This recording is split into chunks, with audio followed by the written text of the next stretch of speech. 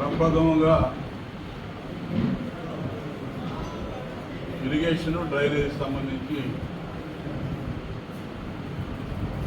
సమీక్ష చేసుకోవడానికి మీ అందరినీ కలవటం జరిగింది. చాలా సంతోషంగా ఉంది. ప్రధానంగా మన నియోజకవర్గం వేమూరు నియోజకవర్గం పూర్తిగా వ్యవసాయ ఆధార ప్రాంతం. డెల్టా వెస్టర్న్ డెల్టాలో ఒక ప్రాముఖ్యత కలిగినటువంటి ప్రాంతం వేమూరు నియోజకవర్గం. నియోజకవర్గం అంతా కూడా డెల్టా పరిధిలోనే ఉంటుంది.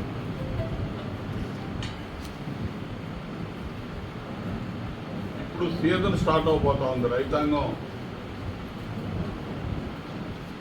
నారు పోసుకొని ఏరువాకు మొదలయ్యి మొత్తం పొలాలు దున్ని పొలాల్లోకి వెళ్ళే రోజులు మొదలవుతూ ఉన్నాయి. ఇటువంటి పరిస్థితుల్లో పంట కాలువలన్నీ కూడా గుర్రపు డెక్క ఇతరత్ర వ్యర్థాలతో నిండిపోయి ఇవాళ నీళ్ళు వదిలినా కూడా ఆయకట్టు చివరి దాకా చేరే పరిస్థితులు లేవు. గత 5 సంవత్సరాలు కూడా ఇరిగేషన్ రంగం కానీ డ్రైనేజ్ సిస్టమ్ కానీ పూర్తిగా నిర్లక్ష్యానికి గురైంది. ఇట్లానే సీజన్ వచ్చినప్పుడు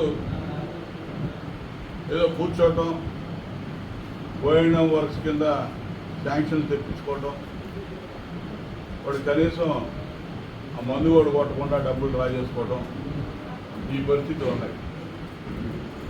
దాని ముందు 5 ఏళ్ళు మాత్రం సిన్సియర్గా చేశాం.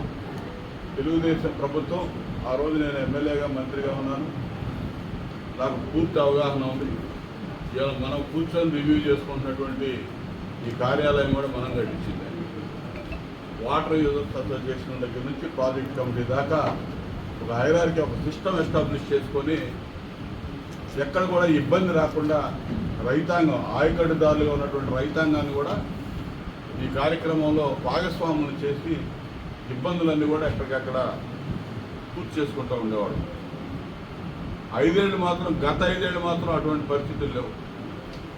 ప్రతి రంగాన్ని ఏ విధంగా దోపిడీకి నిలయాలుగా మార్చారో ఈ ఇరిగేషన్ డ్రైనేజ్ సిస్టమ్ కూడా, ఈ రంగాలు కూడా అదే విధంగా వీళ్ళ దోపిడీకి అనర్హం కాదన్నట్టుగా దీన్ని కూడా అర్హత ఉందన్నట్టుగా దోచేశారు. ఇక్కడ కూడా దోచారు. ఏమైనా బాగు చేశారంటే ఏమీ లేదు, మొత్తం సర్వనాశనం. మళ్ళీ మొత్తం వ్యవస్థలన్నీ సిస్టమ్ అంతా కూడా బాగు చేసుకోవాల్సిన అవసరం ఉంది. ఇటువంటి పరిస్థితుల్లో ఏది ఏమైనా రైతాంగం మరి కాలువలు వదిలే సీజన్ కాబట్టి ఇలా కాలువలు వదలాలంటే కూడా ఇలా పులిచింతల్లో అవసరమైన నీళ్ళు లేవు. పట్టిసీమ ఆ రోజు చంద్రబాబు నాయుడు గారు దూరదృష్టితో ఆలోచన చేసి పట్టిసీమ నిర్మాణం చేస్తే పట్టిసీమ పంపులన్నీ కూడా నాశనం చేసి పెట్టారు. ఇవాళ పట్టిసీమకు నీళ్ళు వదలాలన్నా కూడా గోదావరి లెవెల్ కరెక్ట్గా ఇవాళ మెయింటైన్ కావట్లేదు.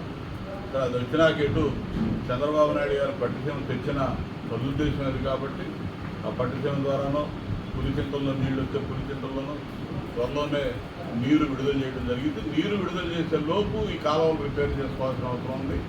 ఆ తూటికాడ ఇదంతా కూడా తీయించాల్సిన అవసరం ఉంది. దానికి సంబంధించి ఇరిగేషన్ డ్రైనేజ్ అధికారులు ఏం చేస్తున్నారనేది నేను సమీక్ష కోసం చూస్తున్నాను. ఇప్పుడు వాళ్ళు మరి చెప్పిన విధానం ప్రకారం చూస్తే కొంత ఈ వీడ్ రిమూవల్కి సంబంధించి డ్రైనేజ్ కానీ ఇరిగేషన్ కానీ దాదాపు 2-2.5 కోట్లు శాంక్షన్ చేసినట్టు చెప్తా ఉన్నారు.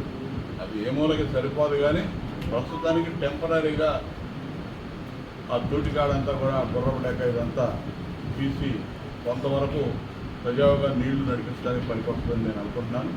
అయితే మిగిలిపోయిన వర్కులు, డీసిల్టింగ్ కానీ ఇతర రిపేర్లు కానీ ఇవన్నీ కూడా ఇంకా మిగిలిపోయిన చిన్న రిపేర్లు చాలా ఉన్నాయి. చాలా సమస్యలు వస్తూ ఉన్నాయి మన దృష్టికి. ఇవన్నీ కూడా ఇప్పటికిప్పుడు చేయటం అంటే సాధ్యం కాదు కాబట్టి ఖచ్చితంగా ప్రధానంగా దృష్టి అయితే నేను పెడతాను. నీటిపారుదల రంగం మన నియోజకవర్గంలో ప్రధానంగా దృష్టి సారించాల్సిన అంశంలో మొట్టమొదటి ప్రయారిటీగా తీసుకోవాల్సిన అంశం ఈ ఇరిగేషను, అదేవిధంగా డ్రైనేజ్. ఎందుకంటే అంతా రైతాంగం, అందరూ వ్యవసాయదారులు, పెద్ద సన్న చిన్న సన్నకారు రైతులు, కౌలు రైతులు వీళ్ళందరూ కూడా వ్యవసాయం మీద ఆధారపడే వాళ్ళు ఎక్కువ ఉంటారు కాబట్టి ఈ రంగానికి ప్రథమ ప్రాధాన్యత ఇచ్చి పనిచేసుకోవాల్సిన అవసరం ఉంది. మరి ఇప్పటి వరకు మాత్రం నాశనం చేసేసారు. ఇవాళ రేపు రాబోయే రోజుల్లో ఇదంతా కూడా మొత్తం ఈ రివ్యూస్ అనేవి కంటిన్యూగా జరుగుతూనే ఉంటాయి. ఎప్పటికప్పుడు స్థానికంగా ఉండేటువంటి అధికారులు కానీ ఇతరత్ర అక్కడ ఉండేటటువంటి రైతాంగం